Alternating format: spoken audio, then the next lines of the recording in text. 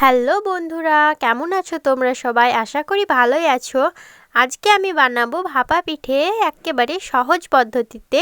তো তোমরাও যদি একেবারে সহজভাবে ভাপা পিঠে বানাতে চাও তাহলে আমার ভিডিওটা স্কিপ না করে ফুল দেখতে থাকো। আমি ভিডিওতে বলে দেবো তোমরা কিভাবে খুব সহজে এই ভাপা পিঠের রেসিপি তৈরি করবে।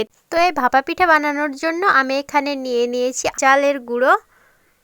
এতে আমি দিয়ে দেব একটু পরিমাণে লবণ আর দিয়ে দেব একটু রুম টেম্পারেচারে থাকা জল দিয়ে এবার আমি এটাকে খুব ভালোভাবে মাখতে থাকব।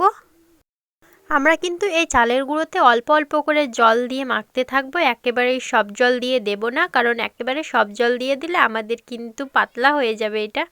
তাই এটা আমরা ঝুরঝুরোলো করে খুব ভালোভাবে অল্প অল্প করে জল দিয়ে মেখে নেব। তো দেখতেই পাচ্ছ আমার কত সুন্দরভাবে ঝুরঝুরালো হয়ে গেছে। এবার এটা একটা চালনিতে চেলে নেব যাতে দানাদার অংশটা না থাকে।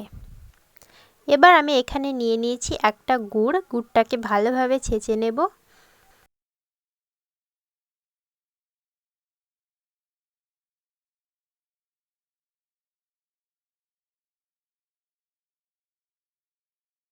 এবার আমি এই চালের গুঁড়োগুলোতে দিয়ে দিচ্ছি 1 চা চামচ জোয়ান। এটা চাইলে তোমরা দিতেও পারো আবার নাও দিতে পারো।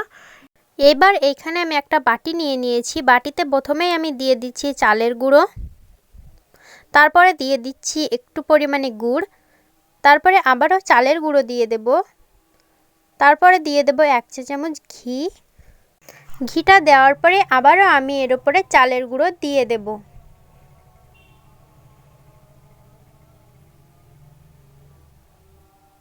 আবারও আমি একটু গুড় দিয়ে চালের গুঁড়োগুলো দিয়ে দেব।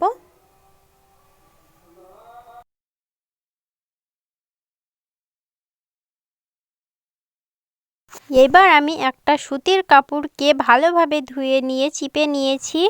এবার আমি এটাকে সুতির কাপড়টা দিয়ে ঢেকে দেব। তারপরে এখানে একটা কলসে আমি জল গরম করতে রেখে দিয়েছিলাম, জলটা আমাদের ফুটে গেছে। এবার আমি বাটির চালের গুঁড়োগুলো কলসের উপরে ভাপে দিয়ে বাটিটাকে তুলে নেব, তারপরে সুতির কাপড়টা চারিদিকে দিয়ে দেব।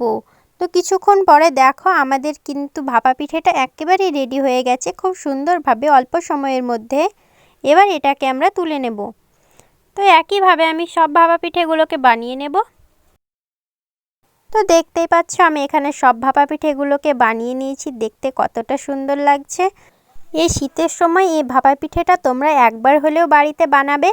আর তোমরা কিভাবে বাড়িতে এই ভাপা পিঠেটা বানাও আমাকে কিন্তু কমেন্ট করে জানাতে ভুলো না। ভিতরটা দেখো কতটা সুন্দর হয়েছে। ভিডিওটা ভালো লাগলে লাইক করে দাও, আর চ্যানেলে নতুন হলে চ্যানেলটাকে সাবস্ক্রাইব করে পাশে থেকো। আর তোমরা আমাকে কমেন্ট করে জানাও তোমরা আরও কি নতুন রেসিপি দেখতে চাও, আমি অবশ্যই ভিডিও বানাবার চেষ্টা করব। তো আজকের মতো এতটুকুই।